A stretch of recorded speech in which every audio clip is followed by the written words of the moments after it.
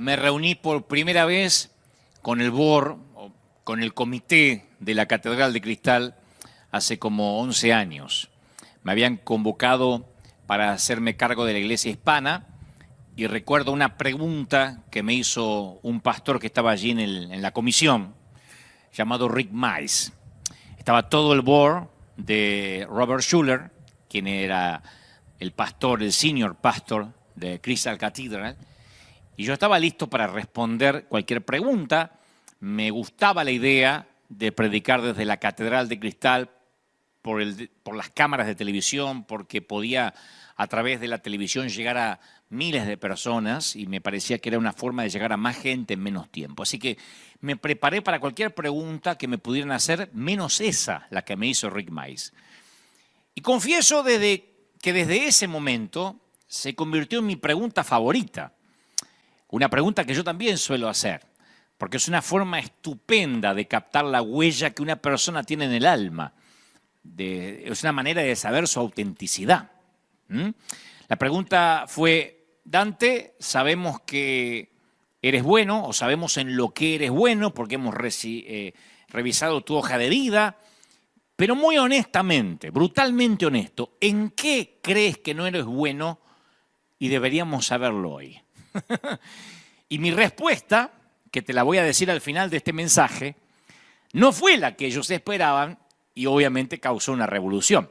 No fue la que esperaban porque yo tampoco estaba listo para darla. Yo estaba dispuesto a contar lo que yo creía que era medianamente bueno. Pero cuando me dijeron, ¿en qué no eres bueno? ¿Cuáles son tus debilidades que nosotros hoy deberíamos saber? Yo no me esperaba una pregunta así y obviamente lo que ocurrió a continuación no sé si los espantó o los horrorizó, pero sí causó una suerte de revolución. Y yo confieso que estuve tentado a usar las viejas y trilladas frases: bueno, Dios me mostró, Dios me dijo que tenía que venir acá. Pero esas palabras, Dios me dijo, Dios me mostró, que los cristianos usamos tan a menudo, si se usan deliberadamente y sin los filtros del Espíritu Santo, causan mucha frustración. Yo conté que hace algunos años alguien me dijo que Dios le había llamado al ministerio tiempo completo. Esto fue hace 20 y tantos años atrás. Un amigo que yo conocía me dijo: mira, Dante, voy a dedicarme a servir a Dios tiempo completo, Dios me está llamando a las naciones, Dios me dijo que dejara el trabajo. Cuando alguien te dice Dios me dijo, ya no está sujeto a debate. ¿Quién se atreve a decirle no estoy de acuerdo? Si Dios le dijo, ¿quién va a discutir contra Dios? Entonces, cuando alguien te dice Dios me dijo, se está endosando una palabra divina. Está diciendo, esto no es discutible, no lo estoy sujetando a consejos ni a debate. Y él me dijo, Dios me dijo que dejara el trabajo, aunque tengo que mantener a 4 hijos, no tengo otra fuente de ingreso, pero voy a vivir por la fe. Y yo no supe más de él. Yo tenía ganas de decirle, con 4 hijos, no tenés nada fijo, ¿de verdad vas a dejar el trabajo en la empresa o en la fábrica para que Dios te mantenga? Si no hay una palabra rema, una palabra muy puntual de Dios, es peligroso. Pero no me atreví a decirle nada porque, insisto, me dijo, Dios me dijo, que es lo que yo pude haber dicho cuando el board me hizo varias preguntas. Podía haber dicho, mire, no sé en qué no soy bueno, pero Dios me dijo que tengo que estar acá. Tuve tentado a decir eso, pero no lo dije. A este muchacho me lo encontré años después. Estaba frustrado, divorciado, quebrado financieramente. Y yo pensé, porque claro, obviamente todo lo que él soñaba, la expectativa que tenía de que Dios lo iba a mantener, resulta que no es que Dios le dijo. Yo podría contar decenas de casos, más que decenas, docenas de casos. No podría decirte cuántos ministerios se han perdido por esto de Dios me dijo, cuántas carreras se han frustrado, cuántas familias se han destruido, cuántas cuentas bancarias se han agotado, cuánta gente ha sido lastimada, todo en nombre de ese famoso Dios me dijo, que a veces usamos ligeramente. Entonces la pregunta es, ¿somos capaces de adulterar o tergiversar un mensaje? Sí. ¿Somos capaces de inventar un Dios me dijo? Y la respuesta sincera es sí. Porque escuchar la voz de Dios no es lo mismo que recibir un WhatsApp. Y los humanos a veces podemos llegar a interferir. Y somos capaces de escuchar lo que deseamos escuchar. No con malas intenciones, sino que a veces decimos lo que nos gustaría que Dios dijese, lo que nos gustaría que Dios nos hubiese dicho.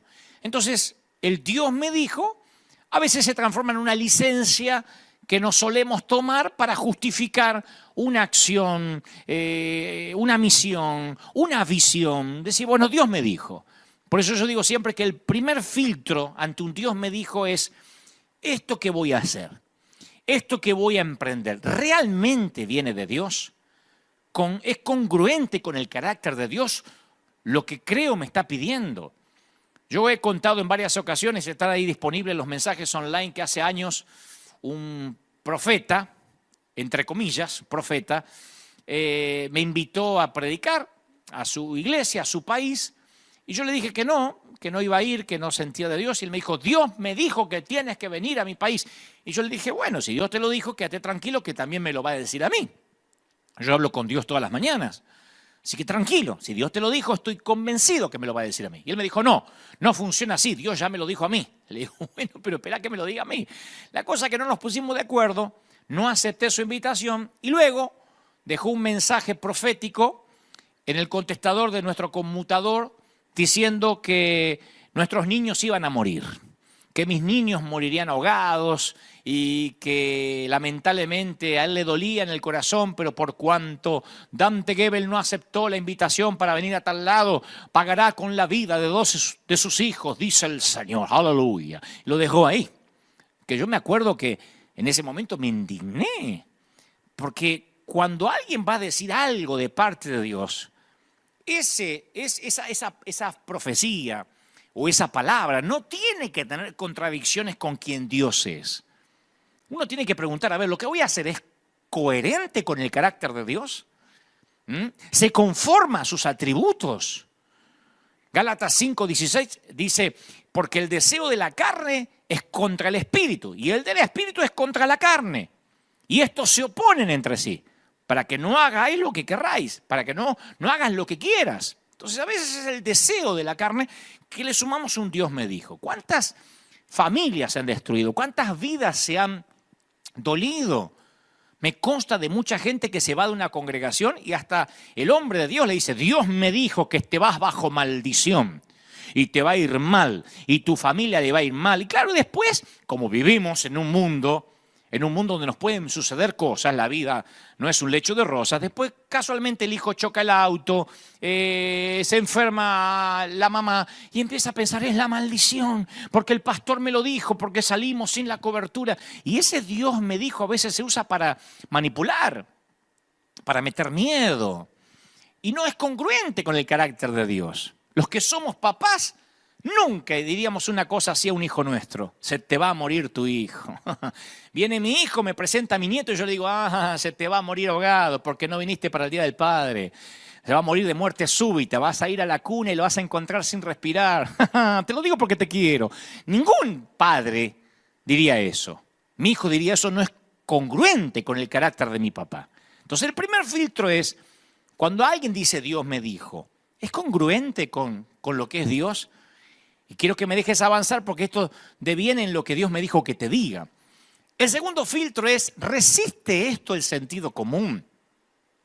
Porque esa es la prueba de la sabiduría. Tener fe no es comprar algo que sobrepasa mi presupuesto. No es casarme sin amar porque Dios me dijo, porque si entra con la falda verde es porque es para mí. No es emprender algo sin estar capacitado, es sentido común. Una vez alguien me dijo que quería dedicarse a la música porque Dios me llamó a cambiar la alabanza y la adoración del mundo, me dijo. Así como alguna vez tuvo Marcos Witt, después Hilson, él iba a ser el que iba a cambiar un antes y un después, un parteaguas en la alabanza mundial. Y le digo, ¿y sabes algo de música? Y me dice, no sé nada de música. ¿Tenés experiencia en música? No. ¿Cantás por lo menos cuando te bañás? No, me dice. Entonces, ¿cómo Dios te va a llamar a incursionar en un campo ajeno por completo a tu carácter, a tu educación, a tu formación, a tu experiencia? Y es ahí cuando decimos que a menos que Él trate con tu carácter, con tu educación, con tu formación y tu experiencia, no te va a usar. No podemos tomarnos del versículo es que Dios usa burros y piedra. Sí, Dios usa burro y piedra, pero no te dejarías operar a corazón abierto por un burro. Ahí es cuando decimos que quizá algo es de Dios, pero no ahora hasta que no tengas la preparación. Así como el primer filtro es a ver si lo que tengo que hacer es congruente con el carácter de Dios, el segundo filtro es el sentido común. Y en esta misma línea de pensamiento yo quiero dejar claro esto. ¿Por qué hago esta introducción? Porque la Biblia es bien explícita respecto al pecado. Y como yo todos estos más recientes domingos he predicado acerca de la gracia, Dios me ha dicho que hable acerca de la gracia, algunos han tenido ciertas dudas. Y me dicen, bueno, pero ¿esto qué significa? ¿Que uno puede hacer cualquier cosa y Dios siempre te perdona? No es tan lineal la cosa. Tenemos un decálogo de lo que Dios prohíbe y eso no está sujeto a debate. El aborto es un asesinato, punto. La Biblia dice, no matarás. No podemos hablar de que, bueno, sí, pero si no institucionalizamos el aborto, las mamás mueren en los centros clandestinos de aborto. No podemos buscarle explicaciones a lo que es sencillito, no matarás, punto. Entonces, hay un decálogo que no resiste análisis. Así que yo no voy a hablar de lo que ya está en las Escrituras, sino que quiero hablar hoy de esas cositas o de esas decisiones que caen en el medio de ambos extremos. ¿Qué hay de aquellas cosas que la Biblia hace silencio y no sabemos si estamos haciendo mal o bien? Déjenme avanzar porque todo esto termina en algo que el Señor puso en mi corazón. Ahora volvemos a esto de los filtros. Romanos 14:5 dice, hay personas que hacen diferencia entre día y día. Otro juzga iguales todos los días. Cada uno está plenamente convencido en su propia mente. El que hace caso del día, lo hace para el Señor, o como para el Señor. O como para el Señor no lo hace. El que come para el Señor, come, porque da gracias a Dios. Y el que no come para el Señor, no come, porque da gracias a Dios. Parece un juego de palabras, pero tiene sentido. Hay de los que dicen, para mí tomar vino es un pecado horrible. Como el otro día dijiste, hay que brindar con una copita de vino mendocino, eso es pecado mortal. Otros dicen que la Coca-Cola es el peor demonio. Otros creen que hay ciertos personajes satánicos como los Simpsons o cualquier cosa de Disney o mirar Netflix, eso es satánico. En mis tiempos, cuando yo era pibe, muchacho, el fútbol era un pecado mortal. Era correr tras la cabeza de Satanás. Era 22 tipos pateando la cabeza del demonio, se decía así. El que miraba fútbol no podía tomar Santa Cena, quedaba excluido de la comunión de la iglesia. La vestimenta era otro tema importantísimo. Algunos ministros hoy hasta predican en short, en chanclas. Casi es un tema cultural. A mí me gusta estar un poquito más elegante, pero es un tema cultural. Otros la música, tienen un tema con la música. ¿Qué género es pecaminoso? ¿Qué música es secular? ¿Qué música es cristiana? Si el rock lo inventó el diablo, lo inventó Dios. Entonces Romanos 14:22, Pablo le escribe a Roma y dice, ¿tienes tu fe? O sea, ¿tienes tus convicciones? Tenla para contigo, delante de Dios. No se la impongas a otros. Bienaventurado el que no se condena a sí mismo en lo que aprueba. Pero el que duda sobre lo que come o celebra es condenado, porque no lo hace con fe o no lo hace con convicción. Y todo lo que no proviene de la fe o de la convicción es pecado. O sea que, para que no nos compliquemos mucho, la Biblia contiene enseñanzas sublimes, algunas complejas, pero todas son razonables. Si a la Biblia le añadimos una pequeña porción de sentido común, el que quiere sabiduría que la pida, que Él la dará en abundancia, no hay confusión alguna. Entonces algunos dicen, pero no está en la Biblia. Eso no está en la Biblia. Mirar Netflix no está en la Biblia. ¿Qué sé yo? Otro ejemplo, comer carne argentina no está en la Biblia. Y ahí surgen un montón de frases. La Biblia no habla de la Navidad. Cuando llega el tiempo de Nochebuena y Navidad, se arman unos debates. La Biblia no habla de la Navidad. Y no puede estar todo en la Biblia. Más vale que la Biblia no dice a ciencia cierta cuándo nació Jesús. Pero como digo siempre, está bueno que el mundo occidental se ponga de acuerdo en una fecha. Como cuando adoptas un niño huérfano y no tienes la partida de nacimiento, no tienes la fecha en que nació, pero no por eso le vas a negar un cumpleaños. Se calcula más o menos cuándo pudo haber nacido el niño y se le festeja un cumpleaños con un pastelito, con una torta. pero ese no es el día que nació. Sí, pero no se le priva de celebrar el cumpleaños. Entonces uno dice, bueno, no sabemos si nació Cristo en junio, en octubre, están todos, pero es pagana la fecha. Pero nos ponemos de acuerdo en recordar que un día nació Jesús, sea en diciembre o en julio. Todo no puede estar en la Biblia. La Biblia dice que también Jesús hizo muchas cosas, de las cuales si se escribieran una por una, ni aun en el mundo cabrían los libros que se habrían de escribir, dice Juan 21:25. En la Biblia no hay un texto sobre las drogas, no hay ni un solo texto sobre el tabaco. La Biblia no habla de pornografía de manera directa, de masturbación, la inclusión de género, no habla de eutanasia, pero no hace falta que lo diga de manera explícita.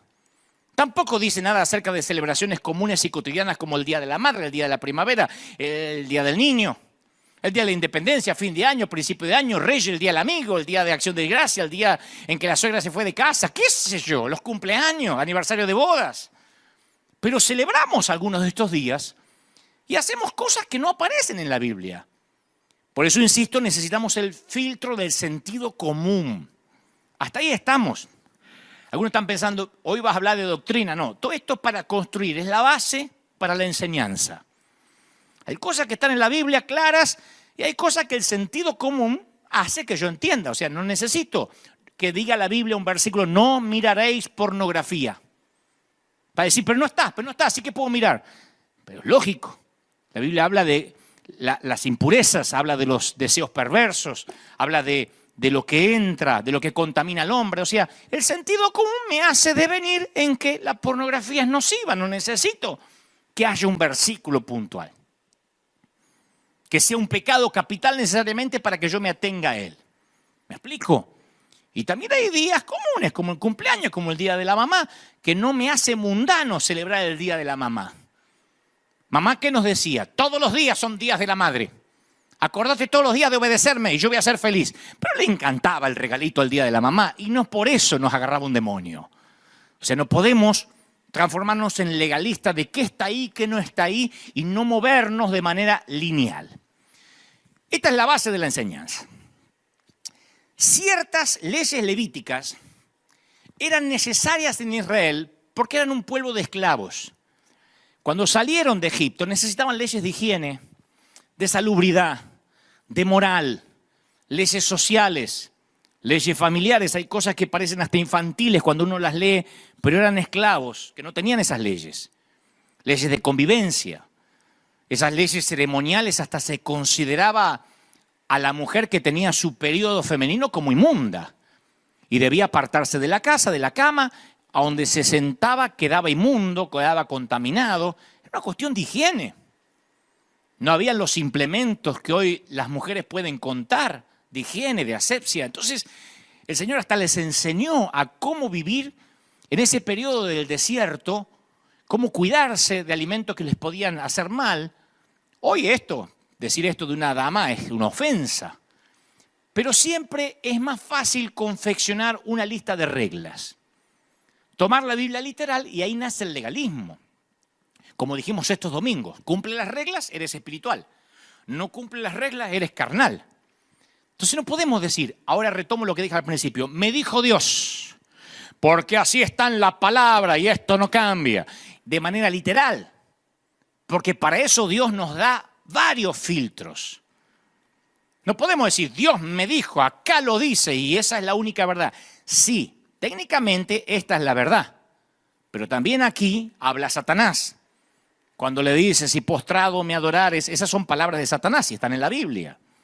Aquí hay gente que duda, aquí hay gente que maldice. Si yo tomo la Biblia de manera natural, de manera lineal, significa de que a veces puedo tener hasta licencia de hacer algo incorrecto si no lo hago a través del filtro del Espíritu Santo.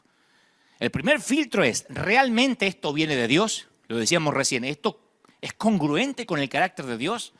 ¿Dios va a decir que se te mueran tus hijos porque no aceptaste una invitación? El segundo filtro es, ¿resiste el sentido común? ¿Dios me va a pedir que yo me lance por fe y deje un trabajo? ¿Dios me va a pedir que abandone una empresa para dedicarme a vivir por fe y que me mantengan y vivir de las ofrendas? No digo que eso necesariamente esté mal, pero ¿realmente Dios va a pedir Si tienes que pagar una cuota el mes que viene, que dejes de pagar. Hay un sentido común. No es falta de fe. Otro filtro, ¿esto me conviene? Todas las cosas me son lícitas, pero no todas me conviene, dice 1 Corintios 6:12. El término griego para conviene es para mi ventaja. Si algo no me da ventaja en mi vida espiritual, no me conviene. Entonces, mi vida espiritual se reforzará tomando esta decisión. ¿Esta decisión va a fomentar mi integridad? ¿Es conveniente para mi crecimiento, para mi santidad? Otro filtro, ¿esto me edifica? ¿Le agrega un ladrillo a mi pared? Todo me es lícito, pero no todo edifica. La palabra griega edifica se traduce construir una casa. Hacer esto incrementará mi estabilidad espiritual, me dará mayor madurez y solidez. ¿Te das cuenta que es sencillo entender las Escrituras? No es solamente, pastor, ¿qué se puede hacer? ¿Hasta dónde puedo tocar a mi novia?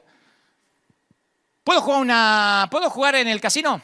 ¿Hasta cuánto me puedo emborrachar? No es qué puedo y qué no puedo, es sentido común, son filtros.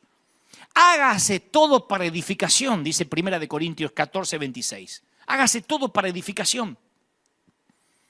Cuando armas tu vida sin pensar en edificar un carácter, y construyes una casa deforme, amorfa, sin arquitectura, sin planos, sin proyectos, sin terminación fina. Otro filtro, el quinto, esto me atrasa en la carrera. Si yo estoy corriendo para ganar el premio, como decía el apóstol, esta decisión me va a atrasar. El escritor a los Hebreos dice, despojándonos de todo peso y del pecado que nos asedia, corramos la carrera que tenemos por delante, puesto los ojos en Jesús. Despojémonos de todo peso y de pecado. Yo no me había dado cuenta que aquí el escritor hace énfasis en que una cosa es el peso y otra cosa es el pecado. La palabra griega para peso es bulto, bolso, maleta, valija. Hay un nivel de nuestra vida espiritual donde tu gran problema no es el pecado, sino los bultos inútiles que te distraen de tus prioridades. Pues imagínate un deportista que entra en competencia, mañana tiene que competir, correr los 1000 metros llanos, lo que sea. El día anterior se emborracha, trasnocha, come como un condenado. Es un tipo que pecó, no va a poder correr el otro día de la resaca. Pero imagina a otro que se entrena, se acuesta temprano, bebe solo agua, come verdurita, pero cuando sale a correr con bota y un abrigo de lana. ¿Cómo se llama eso? Estupidez. Tiene una carga innecesaria. No pecó, pero tiene carga. Entonces, dice el escritor, despojate del pecado, es lo más sencillo. Después hay que despojarse del peso. Y el peso son cosas innecesarias. El sexto filtro, esto me domina. Todas las cosas me son lícitas, pero yo no me voy a dejar dominar por ninguna. A mí me impresiona la gente que es dominada por cosas. Yo conozco gente que no puede despegarse del celular un segundo. He visto acá en la propia congregación o donde he ido a predicar gente que en pleno mensaje tiene que contestar o escribir. Estoy en la iglesia, después te llamo, carita. Como si fueran jefe de Estado y están recibiendo el estatus del Pentágono. No pueden esperar, no pueden desconectarse. Otros no pueden dominar su adicción a viajar. Conozco ministros que necesitan escapar a alguna parte, inventarse un viaje ministerial porque los viajes los dominan. Si no están en un hotel o viajando, se siente que no pueden respirar.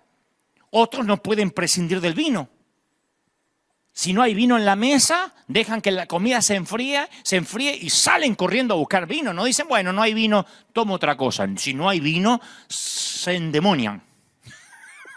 Se manifiestan. Otros en Argentina no pueden prescindir del mate. Y yo sé que están diciendo, pero el mate es pecado. No, seamos lineales. Se trata de qué me domina. ¿Puedo prescindir? ¿Puedo prescindir de eso? Bueno, me gusta tomar café. Y si no hay café, me agarra el ataque de pánico, me cambia el carácter, se me vuela la paloma y me bajan los buitres. ¿O puedo prescindir? ¿O puedo decir, no me dejo dominar por nada? Otro filtro. Y este es mi consideración humilde, quizá uno de los más importantes. ¿Estoy buscando licencia para pecar? Yo vengo predicando la gracia desde hace 3, 4 semanas. Y hay un montón que están preguntando, ¿entonces se puede hacer cualquier cosa? ¿Estamos buscando licencia para pecar de verdad? Primera de Pedro 2:16 dice, no como algunos que tienen la libertad como pretexto para hacer lo malo. Siempre vas a encontrar lo que estás buscando. La Biblia, sin el Espíritu Santo, te da licencia para matar, para suicidarte, porque dice, y Judas fue y se ahorcó. Ok, me voy a ahorcar.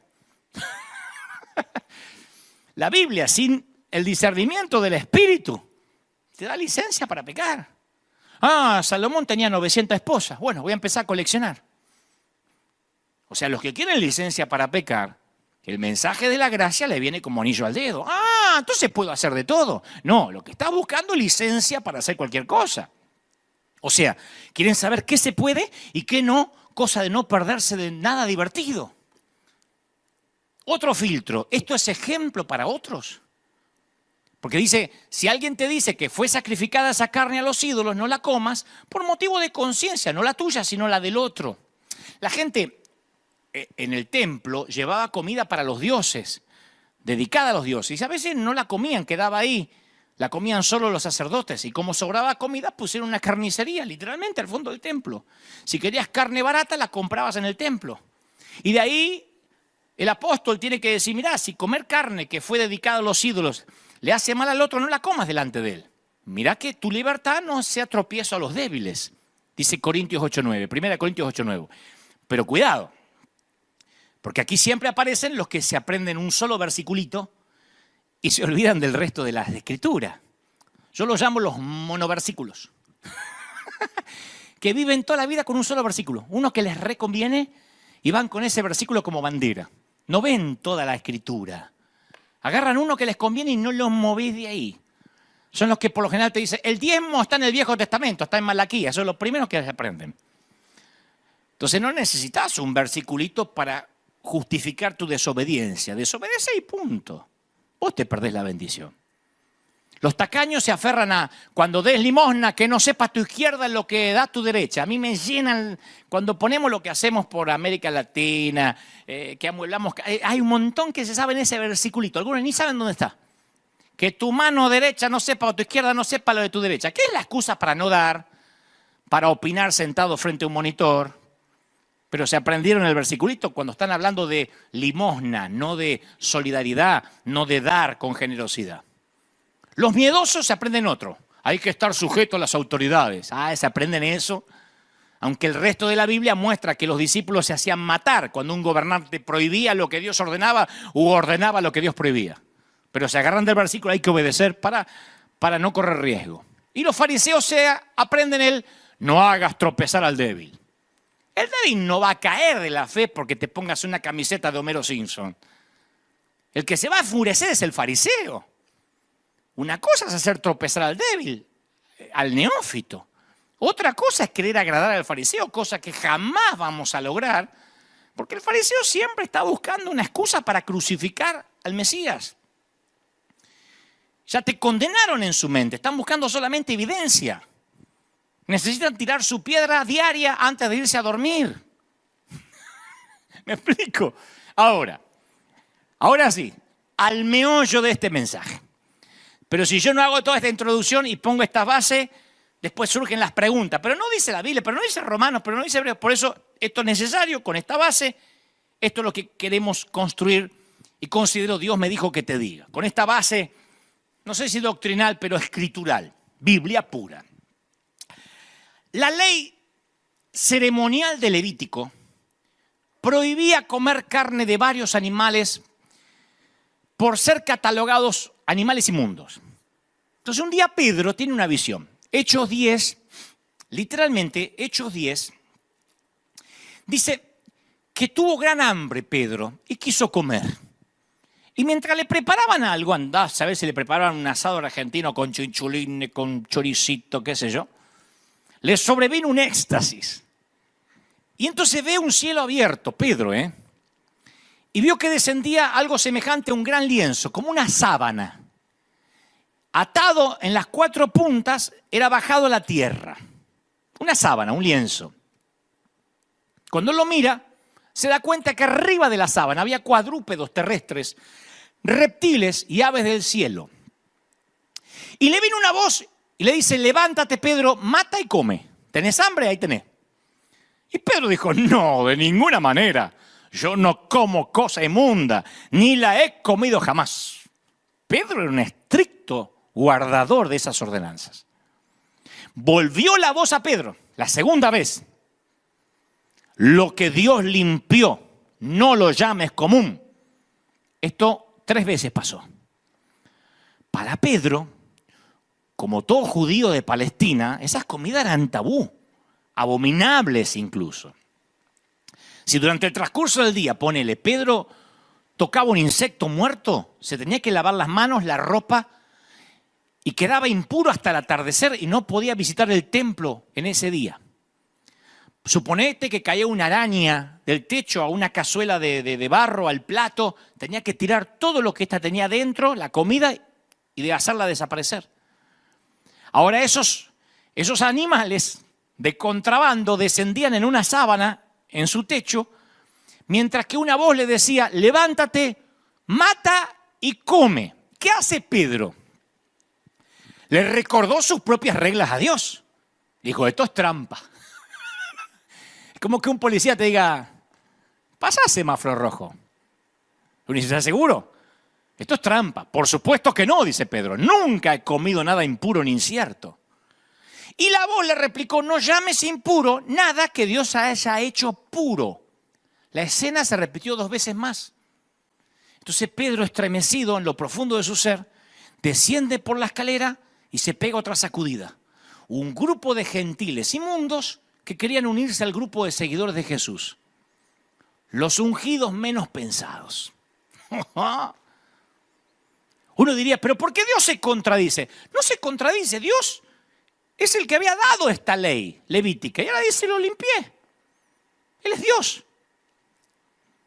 Insisto con el ejemplo que di recién. ¿Cuántas veces están trabajando en las calles y el policía, como están trabajando y asfaltando esta parte, hay un policía que te dice que te metas de contramano? Para la gente que en la calle y te dice, vamos. Podrías bajarte y decir, no señor, yo jamás me meto en contramano. Pero te está diciendo el policía que pases. Yo no me meto en contramano, pasá, ganso, porque si no vas a retrasar todo el tránsito. O sea, quien hizo las leyes ahora está haciendo un cambio y puede hacerlo. Los cristianos de hoy, que comemos de todo, tal vez perdemos la fuerza de esta escena que transcurrió en un techo hace años. Decimos, bueno, sí, pero no sé si eras tan así. El paralelo más cercano a mí se me ocurre que en medio de una convención de pastores de sana doctrina hoy en día, están todos predicando, aleluya, gloria al Señor, somos santos, la mujer no se corte el cabello. Una iglesia bien de doctrina, de esas radicales, ¿no?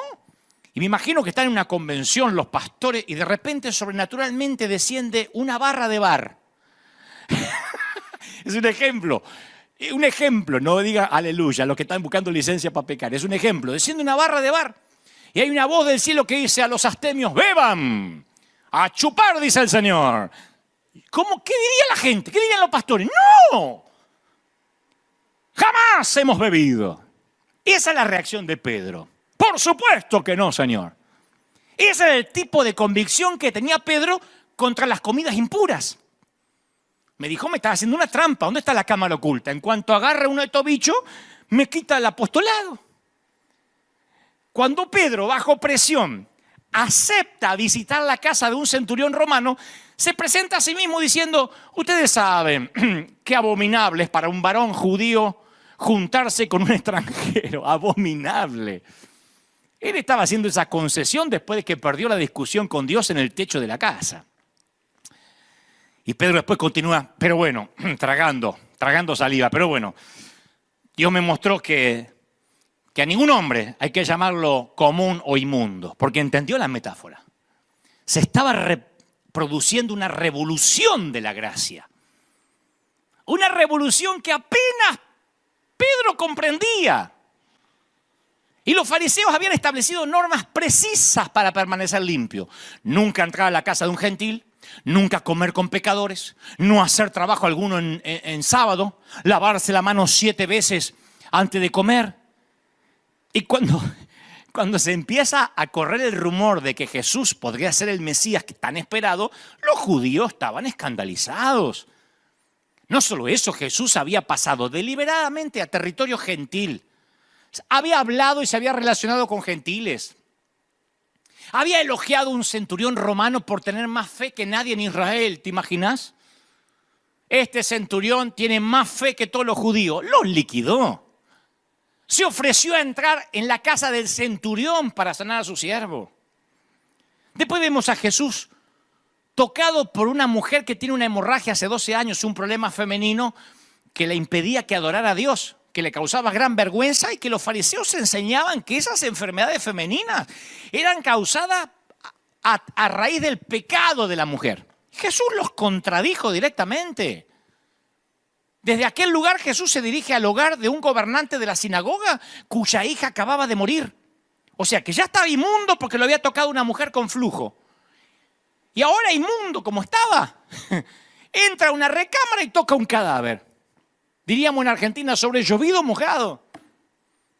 Las leyes de Levítico protegían contra el contagio. El contacto con una persona enferma, con un gentil, con un cadáver, con ciertos tipos de animales. Incluso el moho, los hongos podían contaminar a una persona. Y Jesús revirtió el proceso. En lugar de contaminarse, Él fue el que afectaba positivamente a la otra persona. Y fue mucho más allá. Le dio ministerios a los inmundos. Comisionó al ungido menos pensado. Y ahora me voy a detener por lo menos en dos. Toda la semana, bueno, no toda la semana, cuando publiqué el título decían, va a hablar de David, va a hablar de quién es el ungido menos pensado. Voy a hablar de dos que el Señor ungió, dos inmundos para los ojos de todos. ¿Y por qué hice toda esta introducción al principio de Dios me dijo cuáles son los filtros? Porque la Biblia no la podemos tomar de manera lateral sin el filtro del sentido común. Si esto me edifica, si esto me retrasa en la carrera, si esto resiste el carácter de Dios, si esto pasa por el sentido común. Porque si no, no hay manera de entender este mensaje. Dios no usa gente así y nos cerramos en un versiculito. Como el que se agarra del versículo ese, no, hay que obedecer a las autoridades, hay que obedecer a las autoridades. Y la autoridad te dice que te inclines ante un Dios de Nabucodonosor, ante una estatua y te vas a inclinar. No.